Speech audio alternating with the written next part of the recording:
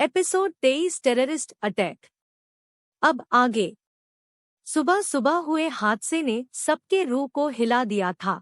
कियारा जो अपने रूम में थी, अचानक उसके फोन पर एक नोटिफिकेशन आया जिसे देखकर वो तुरंत होटल से बाहर चली गई।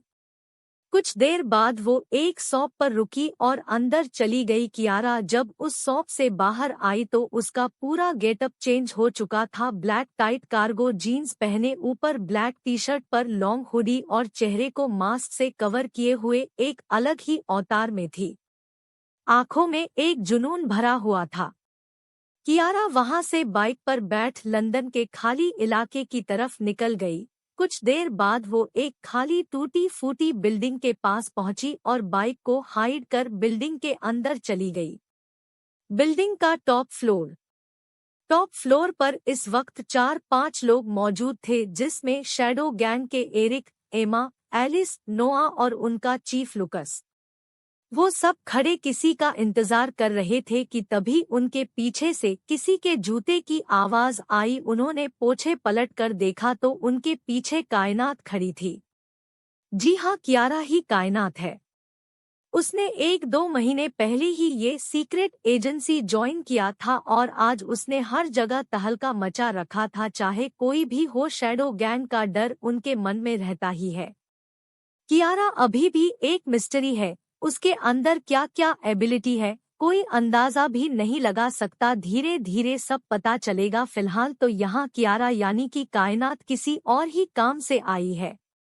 चीफ वेलकम कायनात, उम्मीद है सुबह की न्यूज तुम्हें देख ली होगी। बहुत बुरा हुआ हमारे लिए, क्योंकि ओलिवर का जिंदा रहना हमारे लिए कितना जरूरी था, ये बात तो तुम अच्छे से जानती हो, लुकस ने परेशानी से कहा, जिसे सुनकर एलिस आगे आते हुए गुस्से से बोली, लेकिन चीफ अच्छा ही हुआ साला मर गया। उस दिन अगर मुझे मौका मिला होता तो ट्रक से कुचल कर मार देती, लेकिन ये मेरे हाथ से निकल गया था।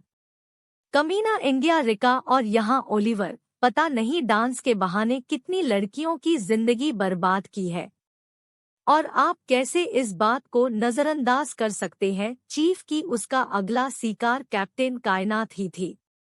एलिस को देखकर लग रहा था जैसे उससे उसका गुस्सा अब कंट्रोल नहीं हो रहा है।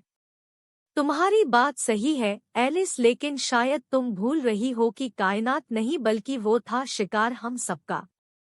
और अगर आगे इसी तरह तुम लोग गुस्से में काम करोगे तो कुछ भी हासिल नहीं होगा। भूलो मत हम यहाँ किस मकसद के लिए आए हैं। जब तक हम इंडिया में हैं, हमें कैसे भी करके अपना मिशन कंप्लीट करना है। मैं इसलिए निश्चिंत हूँ क्योंकि अब कायनात जैसी होनहार और काबिल ऑफिसर है तुम लोगों के साथ। लेकिन हाँ, अपने गुस्से में कोई भी बेवकूफ़ी मत कर बैठना। तुम लोगों की एक गलती और सारा मिशन तहस नहस हो जाएगा। एलिस की बात सुनकर चीफ गुस्से में बोला, जिसे सुनकर एलिस को अपनी गलती का एहसास हुआ। वो शांत होकर एक तरफ खड़ी हो गई। सही ही तो है, कई बार इंसान गुस्से में खुद का ही घाटा कर लेता है। तो अब क्या करना है कायनात, लुकस ने कायनात को देखते हुए कहा, जो इतनी देर से शांत खड़ी थी। उसके चेहरे पर ना कोई परेशानी थी और ना कोई डर। लुकस अच्छे से जानता था जब भी कायनात शांत रहती है उसके दिमाग में बहुत बड़ी प्लानिंग चलती है। दैट्स वाई लुकस को हमेशा कायनात पर गर्व महसूस होता था, क्योंकि अगर एक बार कोई मिशन उनके हाथ में आ गया तो वो उसे पूरा करके रहते थे। लुकस आगे क्या करना है क्या नहीं, इसका फैसला एक हफ्ते बाद होगा, क्योंकि अभी हमारा बार बार मिलना हमारे घाटा कर सकता है। इसलिए अगली बार कोई नई जगह देखना। तब तक के लिए चिल्ल, क्योंकि आगे अब जो भी होगा बहुत भयानक होगा, कायनात ने बिना भाव के सीरियस आवाज में कहा। और इसी की उम्मीद थी लुकस को। उसने उसका कायनात कंधा थपथपाया और वहां से चला गया। जिसके बाद कायनात ने एलिस की तरफ देख आंखों ही आंखों में कुछ कहा और वो भी वहां से चली गई। हालांकि उसकी बात वो चारों समझ चुके थे। इसे कहते हैं टीम वर्क। दोपहर का वक्त, लंदन का डार्क अंधेरी मेंशन, जहां हॉल में इस वक्त कियारा सोफे पर बैठी अपने सामने खड़े अद्विक को बहुत बुरी तरह घूर रही थी। क्या उखाड़ लिया उसे मारकर? नहीं नहीं, जरा बताइए कौन सी खुशी मिल गई आपको? मन तो कर रहा है गला दबा दूं आपका। कियारा लगभग अद्विक पर बरसते हुए बोली, जिसका असर अद्विक पर घंटा नहीं हुआ था। वो बेफिक्र होकर हॉल में इधर उधर टहल रहा था, जैसे उसने कुछ सुना ही ना हो, जिसे देख कियारा का चेहरा चीड़ और गुस्से से लाल हो गया। वो पिनकते हुए अपनी जगह से उठी और अद्विक के पास जाकर उसके पीठ पर एक जोरदार मुक्का जड़ दिया। हाय राम, मार डाला रे इस जालिम लड़की ने। कुछ तो शर्म लिहाज करो, हमारे रीडर्स क्या सोचेंगे कि तुम मेरी जरा भी इज्जत नहीं करती। अद्विक अपना पीठ सहलाते हुए बोला, जिसे सुनकर कियारा ने उसे घूर कर देखा। मुझे रीडर्स के सोच के बारे में नहीं जानना, क्योंकि मुझे पता है वो अच्छा ही सोचेंगे। अब पहले ये बताइए, आपने ओलिवर को मारा क्यों? अपने सुकून के लिए। पता है तुम्हें, जब मैं उसके पेट में चाकू मार रहा था तब वो चीख रहा था। उस वक्त मुझे इतना सुकून मिल रहा था कि मैं बता नहीं सकता। वैसे ही मेरी बच्ची भी चीखी होगी जब उसके साथ जबरदस्ती हो रहा होगा। मुझे सुकून चाहिए था जो मैंने ले लिया। अभी तो सिर्फ एक को खत्म किया है, बहुत जल्द सबको ढूंढ ढूंढ कर खत्म कर दूंगा। अद्विक ने बेहद गुस्से से किसी सनकी की तरह हंसते हुए कहा, जिसे सुनकर कियारा में अपना सर अफसोस में हिला दिया। इस इंसान का कुछ नहीं हो सकता। दूसरी तरफ काया शॉपिंग करने के लिए लंदन के फेमस मॉल वेस्टफील्ड में आई हुई थी। उसने लगभग अपनी शॉपिंग कंप्लीट ही कर ली थी। उसके बाद काया ने सोचा पहले वॉशरूम यूज कर ले, उसके बाद वो डिनर कर होटल चली जाएगी या कियारा को बुला लेगी। इतना सोचकर काया वॉशरूम की तरफ जाने लगी, तभी मॉल में एक साथ कई गोलियां चलने की आवाज आई, जिसे सुनकर काया का डर से बुरा हाल हो गया। उसने मुड़कर देखा तो मॉल में कुछ आदमी मास्क पहने घुस आए थे, उनके हाथ में बड़े बड़े गन्स थे। तभी किसी ने काया को अपनी तरफ खींच लिया, जिस वजह से उसकी चीख निकल गई। Episode 24 Kiara in trouble. अब आगे। कियारा छुपते हुए नीचे पहुंच चुकी थी। वही अद्विक भी अब दूसरी तरफ जा रहा था। हालांकि वो उन आदमियों के साथ था, अब तक किसी को भनक भी नहीं लगी थी अद्विक के बारे में, जिस वजह से अद्विक आराम से सीसीटीवी कंट्रोल रूम की तरफ जा रहा था। दूसरी तरफ कियारा सीधा चार आदमियों को टपका कर सीढ़ी से होते हुए नीचे उस हॉल में पहुंच गई जहां सभी को रखा गया था। उसने देखा तो सभी के सभी डरे सहमे एक दूसरे से चिपके हुए थे। वहां लोगों की आंखों में खौफ था अपनी मौत का। जिंदगी कितनी अनमोल होती है, इस बात का एहसास शायद उन्हें आज हो रहा होगा। खैर, कियारा वही एक दीवार के ओट में छुपी हुई थी। तभी एक आदमी की नजर उस पर पड़ गई, लेकिन इससे पहले कि वो कुछ कर पाता, किसी ने उसके गर्दन को पकड़कर पीछे से मरोड़ दिया, जिस वजह उस आदमी की on the spot he death हो गई। कियारा ने जब सामने देख तो एक लड़का मास्क लगाए उसके सामने खड़ा था। उसी के साथ डर से काया उस लड़के से चिपकी हुई थी। हालांकि कियारा चाह कर भी काया को कुछ नहीं कह सकती थी। उसने एकांश को सैल्यूट किया और वहां से दूसरी तरफ चली गई। उनके बाकी टीम के लोग भी अंदर आ चुके थे। अद्विक अभी लगभग कंट्रोल रूम तक पहुंच ही गया था कि तभी चारों तरफ हल्ला मच गया। कियारा का एक टीम मेंबर एरिक पकड़ा गया था। उस पर बंदूक ताने वो आदमी चिल्ला रहे थे, मुझे पहले ही पता था कि ये एसीपी इतनी आसानी से नहीं मानेगा। आखिर उसने घुसा ही दिया अपने आदमियों को अंदर। उन आदमियों के बॉस ने गुस्से में चिल्लाते हुए कहा और सब मिलकर एरिक को मारने लगे। उन्होंने एरिक को काफी बुरी तरह मारा था, जिस वजह से कुछ ही देर में वो खून से लथपथ हो गया। कियारा जो ये सब दिख रही थी, गुस्से में उसकी मुट्ठियां भींच गई। एरिक की हालत देखकर कियारा के आंखों से आंसू बहने लगे थे।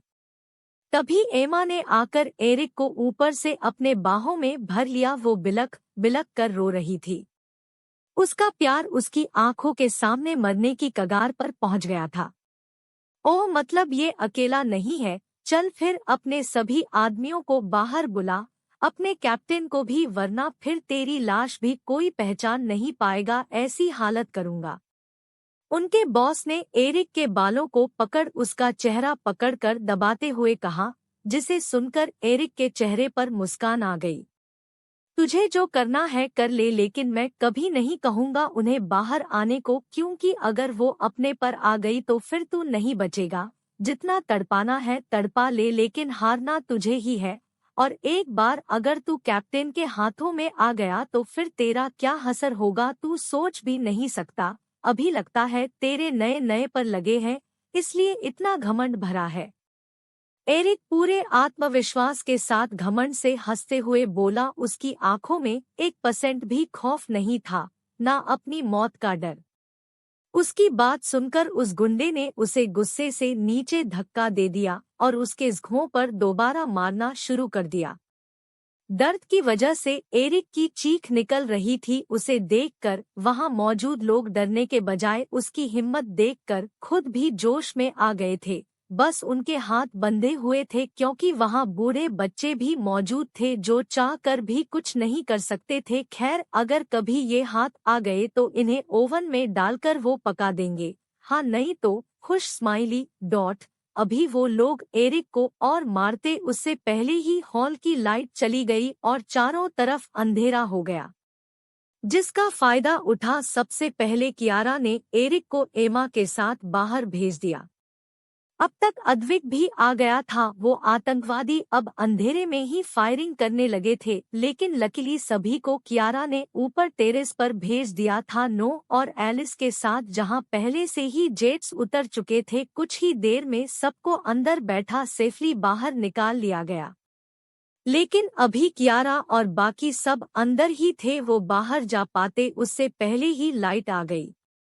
अब वो आतंकवादी और हमारे एजेंट्स आमने सामने थे, जहां अद्विक ने कियारा का हाथ जोर से पकड़ रखा था। ओ हेलो कैप्टन, तुमसे मिलकर खुशी हुई, मेरी दिली तमन्ना थी एक बार तुमसे मुलाकात हो, और हो गई। वैसे जो हेम चाहिए था वो मिल गया। तुम काफी भरोसा है तुम्हारे लोगों को तुम पर।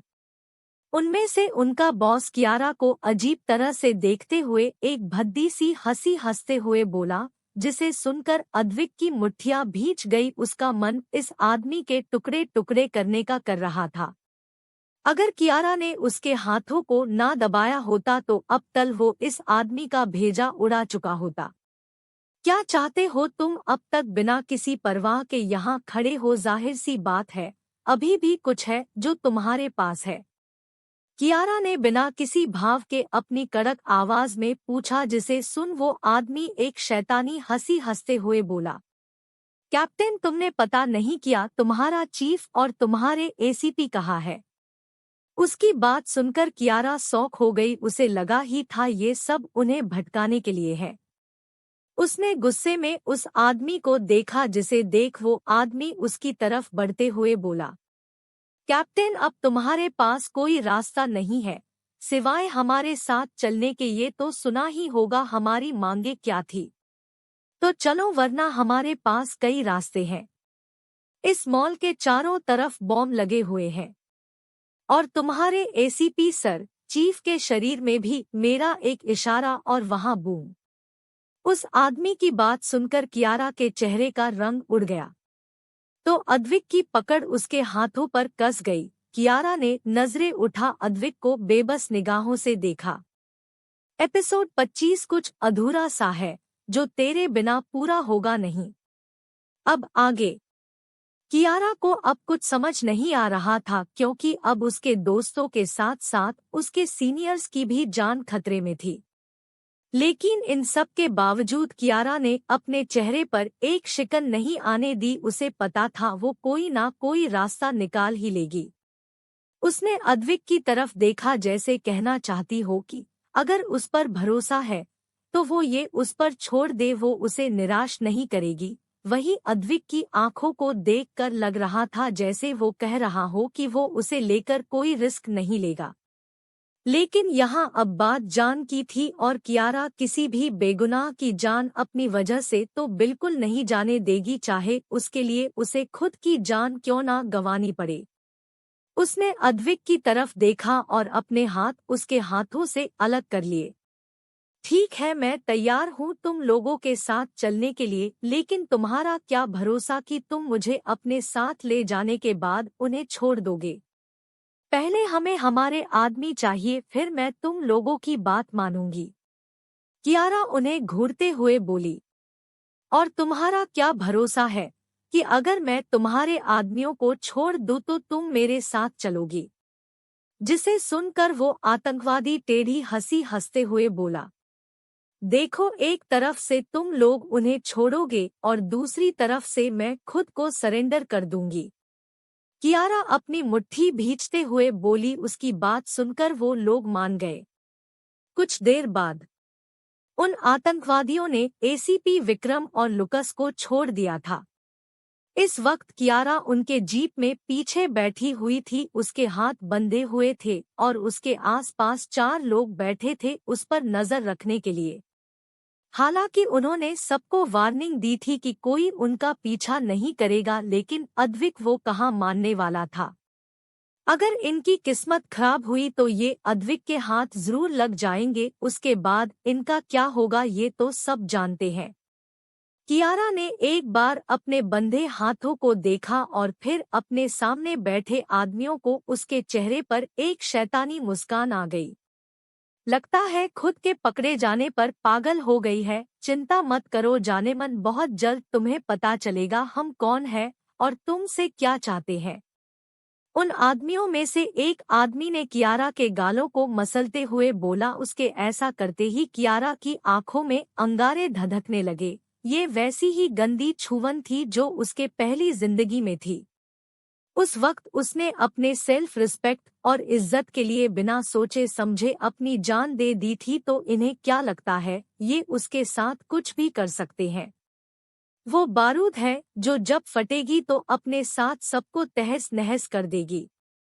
अद्विक जो कियारा के पीछे लगा हुआ था, तभी उसने देखा वो जीप एक टनल में जा रही है जो चारों तरफ से अंधेरे से घिरा हुआ था।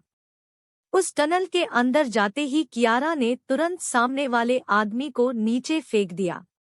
उसने अपना हाथ तो कब का खोल लिया था, बस उसे सही मौके का इंतजार था जो उसे मिल गया था।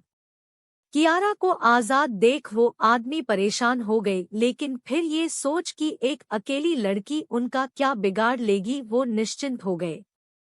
लेकिन जल्द ही उनके ख्यालों को गलत साबित करते हुए कियारा ने टनल से बाहर निकलते निकलते कुछ को जीप से धक्का दे दिया तो कुछ को खंजर से घायल कर दिया था। हालांकि इन सब में उसे भी काफी चोट आई थी। कियारा ने खुद को अच्छे से संभाला, तभी उसे उन आतंकवादियों के बॉस की हंसी सुनाई दी। क्या लगता है कैप्टन, मैं बेवकूफ हूँ? मुझे पहले ही पता था तुझे पकड़ना बहुत मुश्किल है, और अगर पकड़ भी लिया तो तुझे संभालना और मुश्किल, इसलिए तो मैंने पहले ही इस जीप के ब्रेक फेल करवा दिया था। और दूसरा सरप्राइज, इस जीप में टाइम बॉम्ब है जो 20 सेकेंड में फटने वाला है। जीप अपने फुल स्पीड पर है। अगर तुम कूदी तब भी मरोगी और नहीं तब भी मरोगी मेरे साथ साथ। हा हा हा हा। वो आतंकवादी अपनी बात कह शैतानों की तरह हंसने लगा। वही उसकी बात सुनकर कियारा के चेहरे पर दर्द भरी स्माइल आ गई। उसने पीछे मुड़ एक दफा अद्विक को देखा जिसकी आंखों में उसके लिए प्राउड दिख रहा था, ये सोचकर कि उसकी शेरनी ने जंग जीत ली। उसे एक पल देख कियारा ने गहरी सांस लेकर जीप की स्पीड और बढ़ा दी, क्योंकि अगर पास रहता तो इससे अद्विक को भी चोट लगती। वहीं अद्विक उसे देखकर कंफ्यूज हो गया और इससे पहले कि वो कुछ समझता कियारा ने जीप से जंप कर दिया और तब तक जीप भी ब्लास्ट हो चुका था, जिस वजह से कियारा झटका खाकर काफी दूर गिर गई। उसे देखकर अद्विक की धड़कनें रुक सी गई। कुछ देर बाइक रोक वो अपनी जगह फ्रीज हो गया था। फिर वो हिम्मत कर अपने लड़खड़ाते कदमों के साथ कियारा की तरफ बढ़ा। उसकी कदम बिल्कुल भी उसका साथ नहीं दे रही थी, धड़कने तो जैसे रुक सी गई थी। वो आवाज रो रहा था, आंखों से आंसू गिर उसके पूरे चेहरे को भिगो रही थी।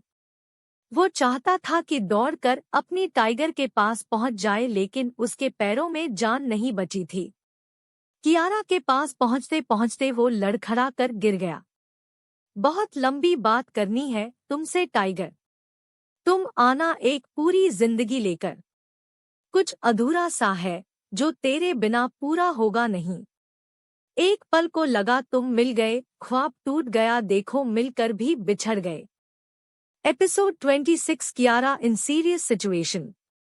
अब आगे। अद्विक अपने लड़खड़ाते कदमों के साथ कियारा के पहुंचा। उसने देखा तो वो ऊपर से लेकर नीचे तक खून से लथपथ हो चुकी थी। दूर से गिरने की वजह से कियारा होश में तो बिल्कुल नहीं थी। चोट उसके पूरे शरीर पर अपना घर कर लिया था। वो बेसुध सी जमीन पर मुंह के बल पड़ी हुई थी। अद्विक ने अपने कांपते हाथों से कियारा को पकड़कर सीधा किया। अब तक टीम के बाकी लोग भी वहां पहुंच चुके थे। उनकी नजर जैसे ही कियारा पर पड़ी वो सदमे में वही जम से गए। अद्विक घुटनों के बल बैठे पागलों की तरह कियारा का चेहरा देख रहा था। तभी एकांश उसे हिलाते हुए बोला, अद्विक को होश में आ, कियारा जिंदा है, उसे जल्दी हमें हॉस्पिटल ले जाना होगा। अद्विक सुन रहा है तू? एकांश ने लगभग अद्विक को पूरा झकझोर दिया। वही उसकी बात सुनकर बाकी सब भी कियारा को ध्यान से देखने लगे, जिसकी उंगलियों में हल्की हरकत हो रही थी। अद्विक के कानों में जैसे ही एकांश की आवाज गई वो तुरंत होश में आया और कियारा को गोद में उठाकर अपनी बाइक की तरफ बढ़ गया। एकांश भी तेजी से आगे बढ़कर बाइक पर बैठ गया, जिसके पीछे अद्विक भी कियारा को लेकर बैठ गया। वो दोनों कियारा को लेकर हॉस्पिटल के लिए निकल गए, जिनके पीछे बाकी सब भी हॉस्पिटल चले गए। कुछ देर बाद अद्विक और पूरी टीम कियारा को लिए हॉस्पिटल पहुंची। उनके वहां पहुंचते ही वार्ड बॉय स्ट्रेचर लेकर तैयार थे। उन्होंने तुरंत कियारा को स्ट्रेचर पर लेटाया और उसे अंदर ले गए। कुछ देर बाद कियारा की हालत काफी क्रिटिकल थी। डॉक्टर ने तुरंत ऑपरेशन करने को कहा था, लेकिन एक्सीडेंट और बॉम्ब ब्लास्ट की वजह से कियारा का काफी ब्लड लॉस हुआ था। उसे बहुत सारी अंदरूनी चोटें भी आई थी। कैसे भी करके उसका ऑपरेशन करना जरूरी था। खैर, कुछ ही देर में ये न्यूज़ टीवी पर जंगल में लगे आग की तरह फैल गई थी। जब से सबको पता चला था शैडो गैंग की कैप्टन कायनात की जान खतरे में है, सब के सब हॉस्पिटल के बाहर डेरा जमाए बैठे हुए थे। अब तक हजारों लोग इंडिया से लंदन जाने के लिए निकल गए थे। एयरपोर्ट पर धक्का मुक्की चल रही थी, जिस वजह से गवर्नमेंट को डबल सिक्योरिटी तैनात करनी पड़ी एयरपोर्ट पर, ताकि लोग सेफली जा सके। वो कायनात थी इंडिया के लोगों के लिए किसी मसीहे से कम नहीं थी। चारों तरफ इस खबर ने तहलका मचा दिया था। दूसरी तरफ पूरा धनराज परिवार भी काफी तनाव में था, क्योंकि कियारा ने लास्ट एक दिन पहले मिस्टर धनराज से बात किया था। उसके बाद उनका कोई कांटेक्ट ही नहीं हो रहा था कियारा से, जिस वजह से वो काफी परेशान थे। ऊपर से ये न्यूज़ सुनकर तो वो और सदमे में चले गए थे। अब तो मिस्टर धनराज भी लंदन जाने की तैयारी कर रहे थे।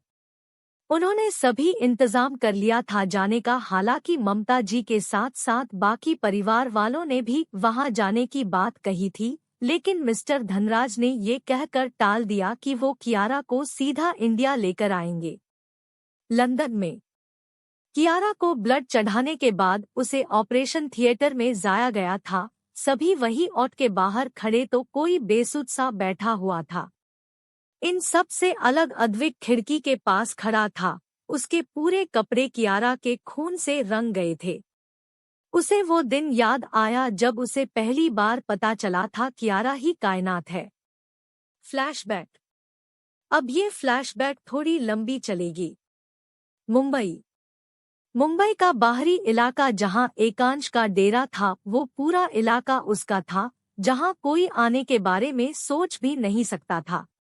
उसने वहां अपनी पूरी की पूरी टीम बना रखी थी। वैसे तो एकांश ज्यादातर बाहर ही रहता था, उसकी गैर मौजूदगी में सब कुछ उसके दो खास लोग जो कि 22 साल की लड़कियां थी, आर्या और ऐना, संभालती थी। दिखने में दोनों कतीज़हर हैं खूबसूरती के मामले में। हालांकि एकांश ने इन्हें अनाथ आश्रम से अडॉप्ट किया था, उसके लिए यही दोनों परिवार थी। एकांश एक पिता की तरह इनका ख्याल रखता है, इसी से पता चलता है ये दोनों उसके लिए कितनी मायने रखती है। खैर, जब से शैडो गैंग ने अंडरवर्ल्ड में कदम रखा था, सबको हिला कर रख दिया था। किसी को समझ नहीं आ रहा था आखिर वो चाहते क्या है, क्योंकि एक तो वो कभी किसी के सामने नहीं आए और दूसरा वो किसी को भी छोड़ते नहीं है।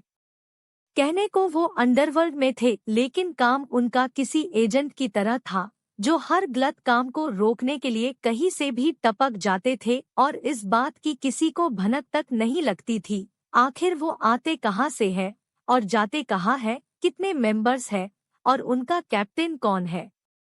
खैर, इन्हीं सब में उलझा पूरा ब्लू टाइगर गैंग परेशान था, क्योंकि उनके कैप्टन लियो और अर्थुर ने पूरी जिम्मेदारी उनके ऊपर थोप दी थी और खुद ना जाने कहाँ गायब हो गए थे।